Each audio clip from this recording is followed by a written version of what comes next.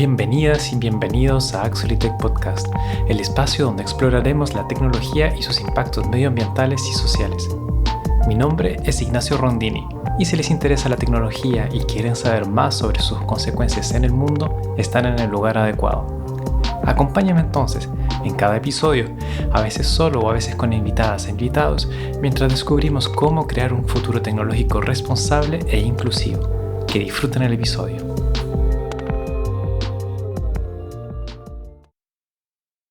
En este episodio número 19, quería continuar y profundizar en las diferentes tecnologías que existen en el ámbito de la desinformación, de la cual ya hablamos en el episodio 17. Así que si aún no lo han escuchado, las y los invito a hacerlo, ya que ahí conversamos sobre qué es la desinformación, sobre sus implicaciones, tanto en las personas como en la sociedad.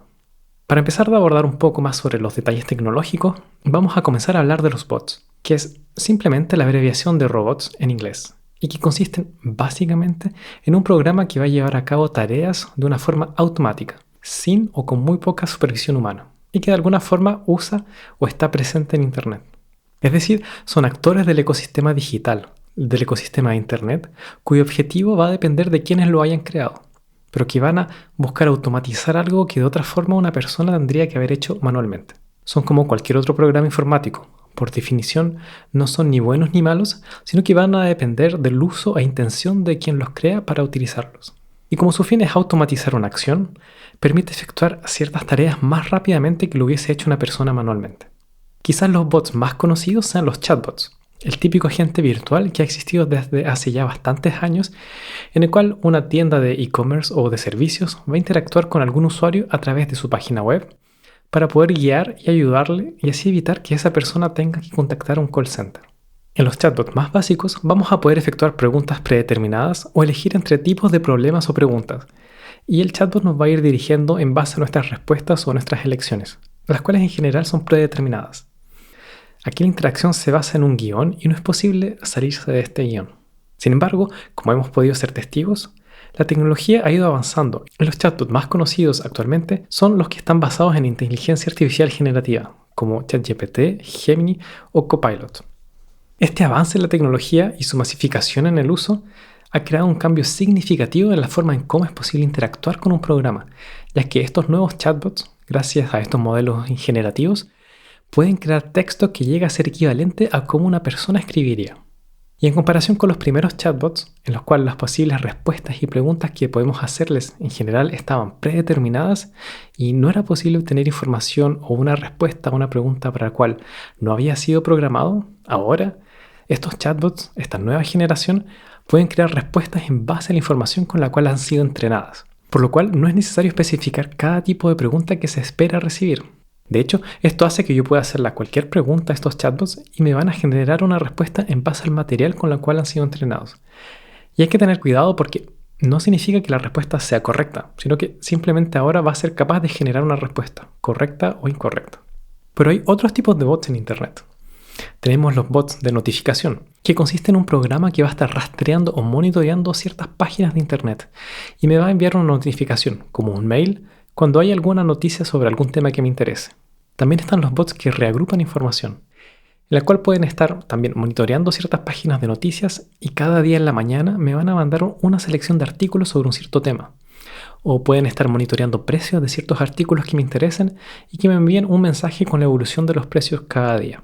Por otro lado, hay otros tipos de bots que se utilizan de manera maliciosa, como por ejemplo para enviar spams o mensajes indeseados sin ningún valor o con links hacia otras páginas para infectar un aparato o darle un virus.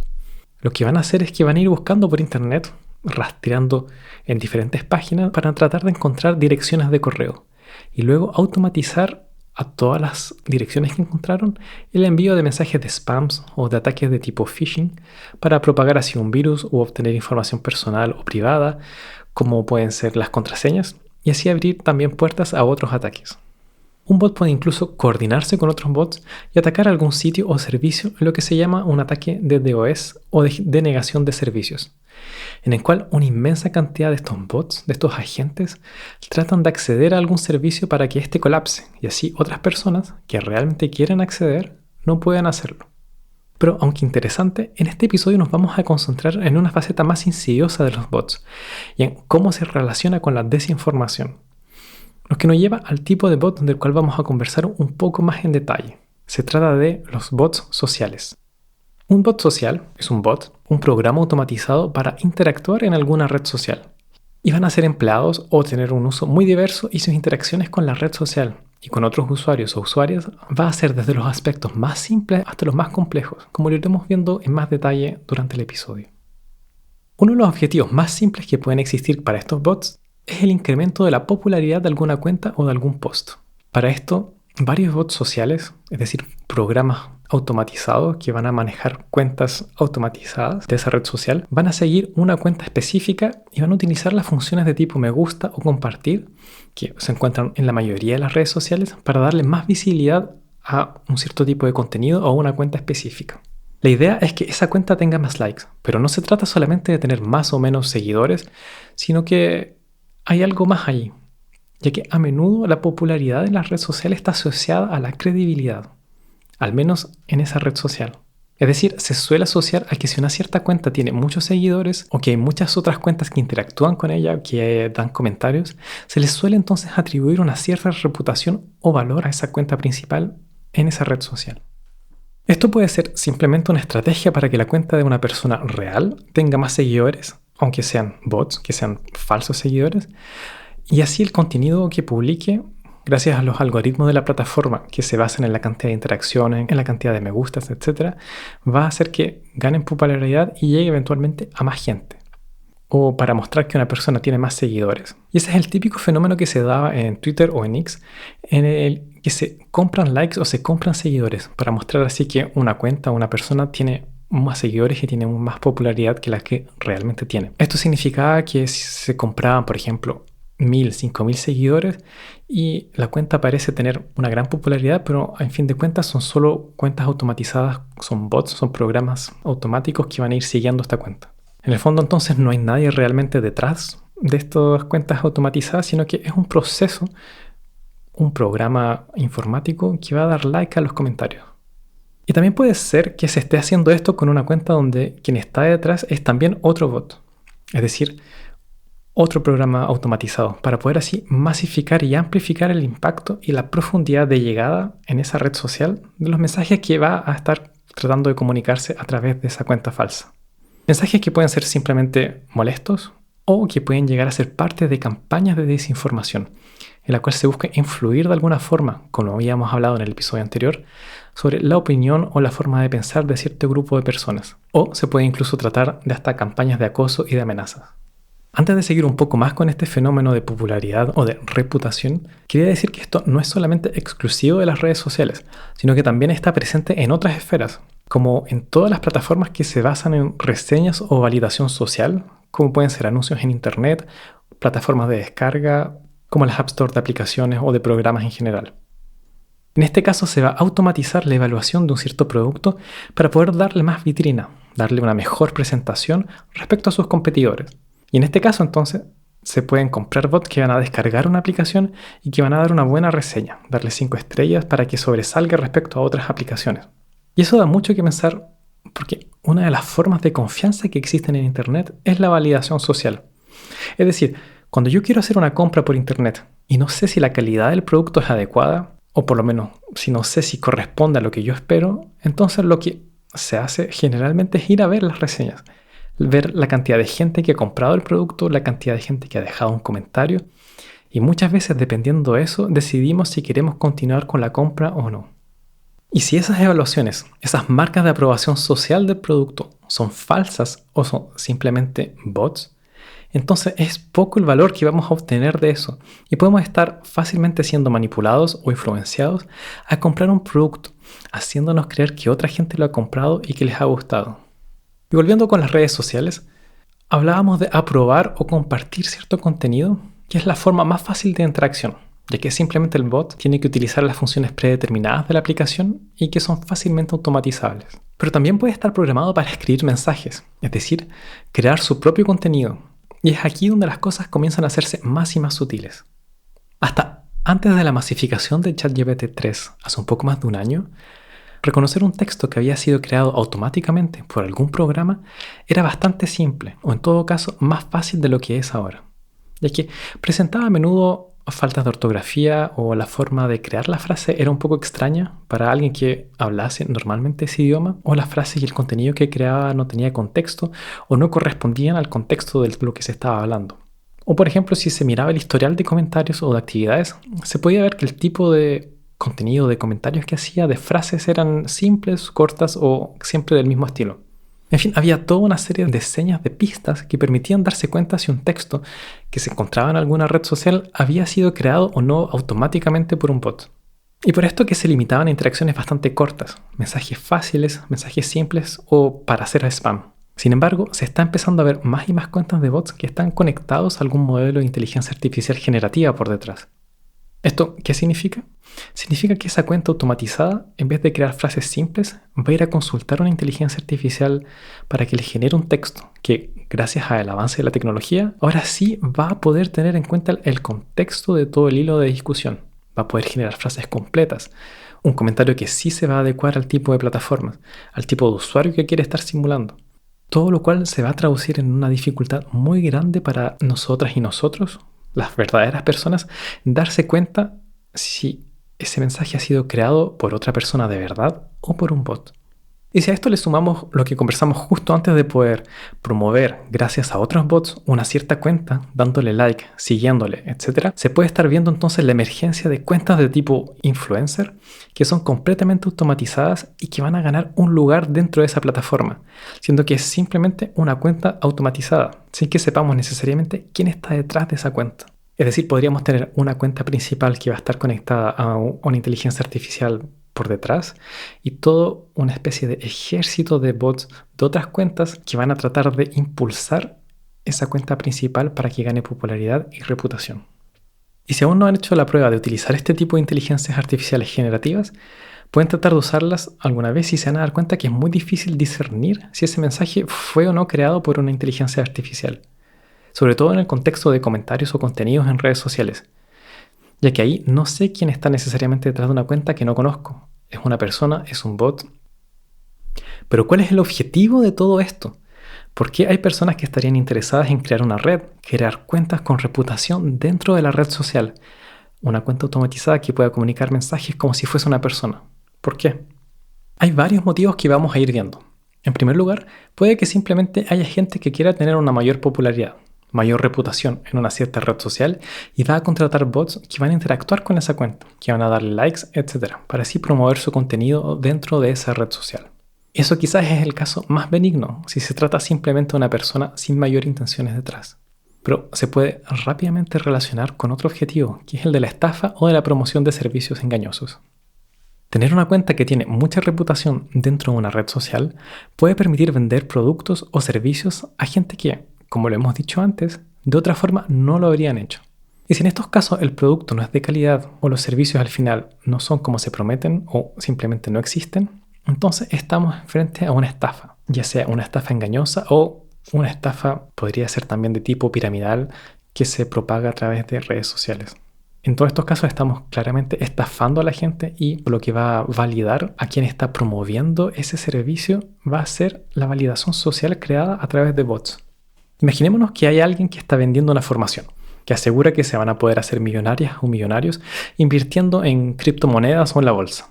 De por sí, quizás no va a haber mucha gente que esté interesada en comprar el curso, pero si a través de la red social, a través del uso de otras cuentas automatizadas, se empieza a ver que hay otras cuentas que dicen que compraron la formación y que efectivamente les funcionó y que lograron tener dinero gracias a lo que aprendieron, aunque sea completamente falso, porque en este caso son cuentas automatizadas, nadie ha comprado ese curso, se están creando señales sociales para que la gente de verdad sí se vea tentada y compre esa formación. En este caso, la posibilidad de crear cuentas que interactúen con la cuenta principal o que compartan su experiencia es crítico, ya que van a ayudar a convencer a posibles compradores y compradoras que alguien sí siguió el curso y sí le funcionó. Es decir, van a estar generando una falsa aprobación social. Y quizás esto no es nada nuevo, pero el hecho de que ahora se pueda automatizar todo esto y que no se necesite una verdadera persona escribiendo detrás de esas cuentas y que sea mucho más difícil discernir a través del texto si el mensaje fue o no escrito por una persona, entonces hace que el riesgo sea mucho mayor ahora. Y justamente esto se debe al fenómeno de coordinación que puede existir entre los diferentes bots, que, como lo mencionamos antes en el ataque de denegación de servicios, también se encuentra en los bots sociales. En este caso van a trabajar coordinadamente para lograr cierto objetivo. En el caso de nuestro ejemplo es promover una cuenta principal y todos los mensajes que ésta cree. Tenemos entonces el primer objetivo malicioso. Es el caso de la estafa o de promoción de servicios engañosos basados en la validación social creada por los bots. En segundo lugar, tenemos el acoso o el amedrentamiento. Aquí también tenemos un antes y un después en cuanto a inteligencia artificial generativa. La idea acá es que ciertos tipos de actores van a buscar excluir a otro grupo en esa red social. Y aquí se van a plasmar todas las desigualdades y abusos que existen en la sociedad real o física.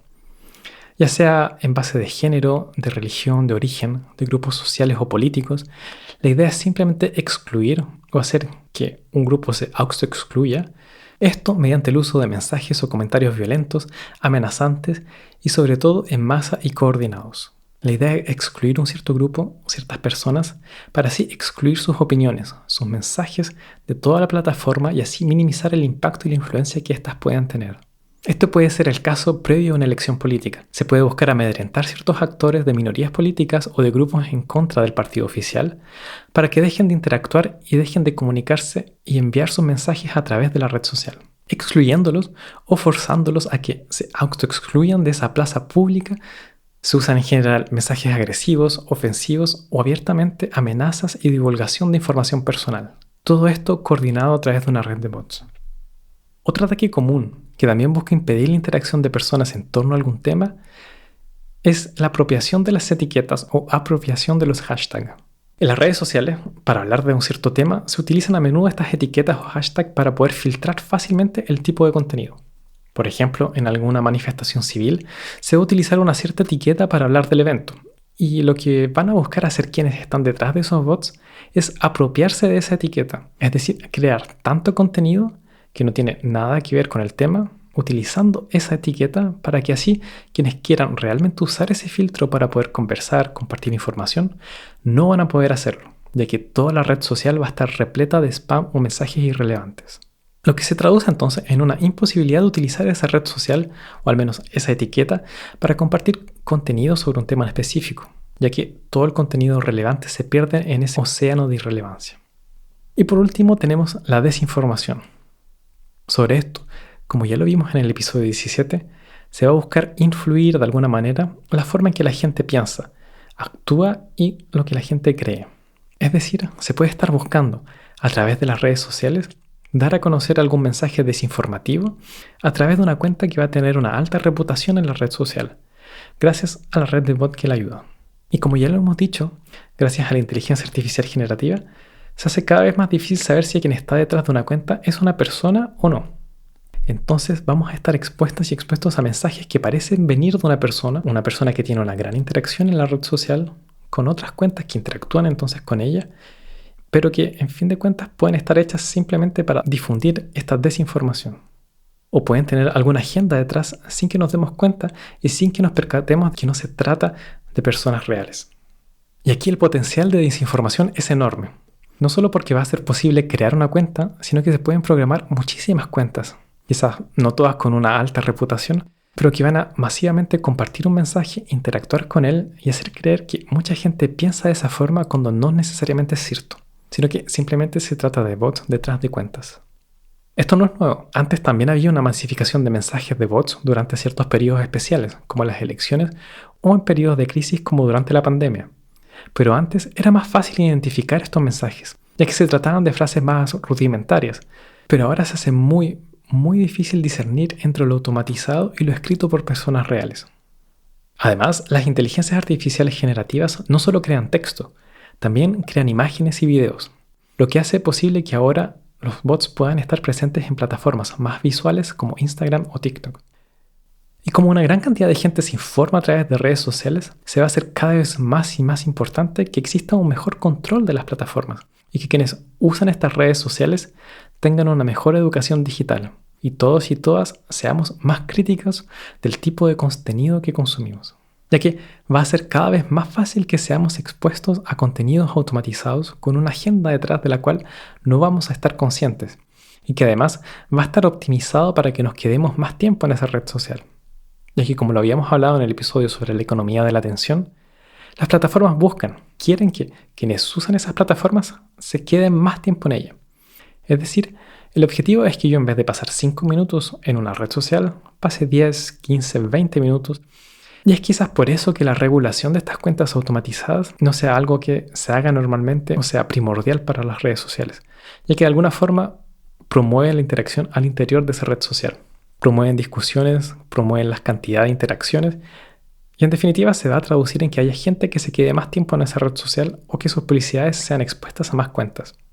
Y esto es todo un tema un poco aparte, porque implica un problema para la gente que usa esas publicidades para anunciar productos también, productos reales o servicios reales, ya que pueden estar pagando para que su anuncio sea mostrado a 10.000 personas, pero en realidad solo son 2.000 personas, porque 8.000 de esas cuentas son simplemente cuentas automatizadas. Y como anunciante no se tiene realmente un control sobre eso. No se sabe realmente cómo la plataforma decide a quién le muestra o no el anuncio.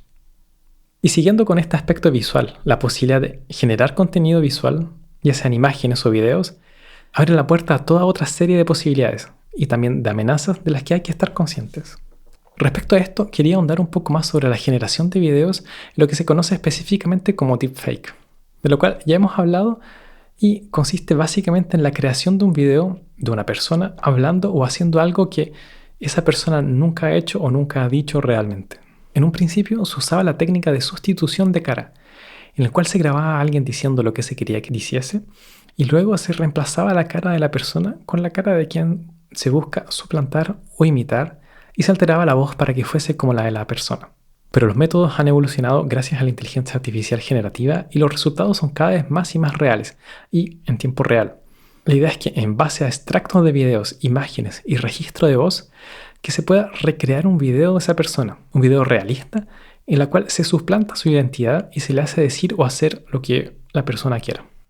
Ejemplos de esto abundan en internet, ejemplos voluntarios y quizás no voluntarios, pero pueden buscar como personas famosas o políticos con quienes se ha hecho ese ejercicio para mostrar la facilidad con la cual es posible suplantar la identidad de una persona.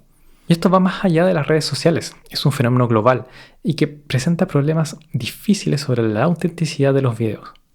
De cómo podemos estar seguras y seguros de lo que estamos recibiendo como información fue realmente dicho y hecho por esa persona.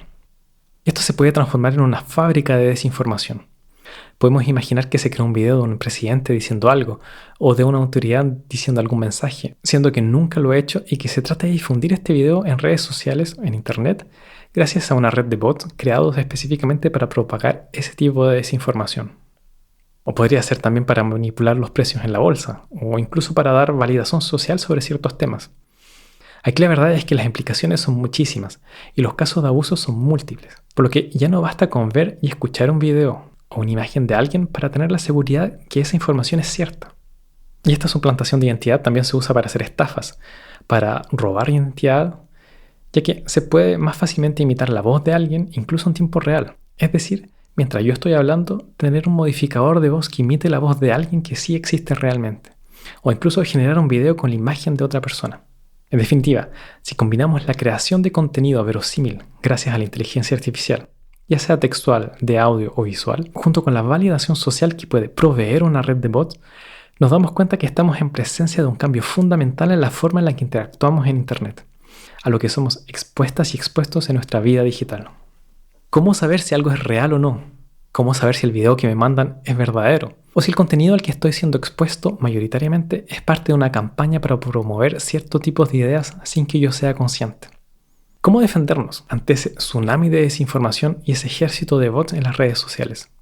Honestamente, se hace cada vez más difícil para nosotros y nosotras, usuarios individuales, detectar ese tipo de contenido. Y creo personalmente que la colaboración, sobre todo con las plataformas y a nivel legislativo, va a ser un factor clave en ese sentido. Algunas pistas que históricamente han permitido ayudar a detectar si una cuenta es un bot o no, es por ejemplo ver la imagen de perfil. ¿Es una foto real o no? ¿Es una foto de otra persona o generada por inteligencia artificial? Fijarse también en el nombre de usuario. ¿Es un nombre original, real? ¿O es más o menos sospechoso en el sentido de que contiene mayúsculas o tiene números y que hace pensar que no fue una persona real quien eligió ese nombre, sino que fue algo generado automáticamente? O ver si tiene una biografía que no es específica, sino más bien general, o si es una cuenta muy nueva o que ha estado mucho tiempo sin interactuar en la red social. Fijarse si comparte a menudo contenido con otras cuentas que también tienen las mismas particularidades o que parecen sospechosas. También se puede ver el tipo de actividad que tiene. Quizás se concentra mucho en ciertos periodos y que interactúa de una forma en que una persona no podría hacerlo jamás, ya que comparte demasiado contenido o crea demasiados mensajes en poco tiempo. O el tipo de mensaje que crea es heterogéneo e incoherente entre diferentes tipos de mensajes. O porque está amenazando a alguien constantemente. Y también, aunque ya es menos cierto que antes, el tipo de frase, el tipo de contenido. ¿Cómo actúa la cuenta? ¿Es un poco errática en la forma de crear frases o no tiene consideración el contexto? Aunque como ya lo hemos dicho, esto ya está cambiando con las nuevas tecnologías que se usan o que pueden usarse para crear textos coherentes. Por otro lado, de la misma forma que la inteligencia artificial, las nuevas tecnologías están creando estas nuevas amenazas, también pueden ser usadas para frenar el lado negativo que estas pueden causar. Por ejemplo, podríamos pensar en un cierto tipo de filtro dentro de una red social que va a identificar las cuentas automatizadas o identificar los videos que son falsos o de tipo deepfakes o imágenes falsas o que buscan suplantar la identidad de alguien e impedir que ese tipo de contenido se propague en la red social. Lo que podría permitir entonces liberar a la red de ese ejército de desinformación y volver a dar una cierta confianza en el contenido que se puede encontrar en ella. Sin embargo, hablar de filtro nos hace pensar directamente en hablar de censura, y ese es el gran desafío de este problema.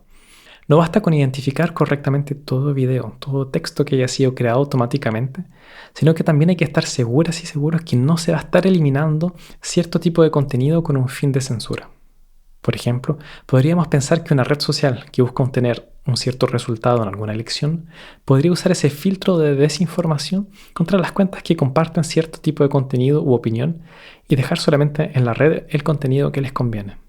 Y así filtrar, excluir cuentas, personas que vayan en contra de lo que esa plataforma quiere. Ese es el gran desafío, que ya lo habíamos hablado en el episodio sobre la desinformación, pero la pregunta es, ¿cómo frenamos la desinformación sin ir en contra de la libertad de expresión de cada persona? Existen otras pistas para disminuir o hacer menos atrayente la posibilidad de usar este tipo de tecnologías maliciosamente. Se podría, por ejemplo, trabajar a nivel de leyes para responsabilizar legalmente a quienes crean estos deepfakes o ataques de desinformación, para que así de este modo existan precedentes y que quienes actúan ilícitamente haciendo estafas o robo de identidades no queden impunes. Esto puede servir a nivel local, a nivel de país, lo que ya es un gran avance para cierto tipo de abusos de los cuales es posible rastrear a las personas. Pero muchas veces las campañas de desinformación son a nivel global o vienen de países de los cuales no es posible crear procesos, por lo que el nivel legislativo no es una solución final. Otro eslabón de esta cadena contra usos maliciosos podría, por ejemplo, ser responsabilizar a los proveedores de servicios de inteligencia artificial.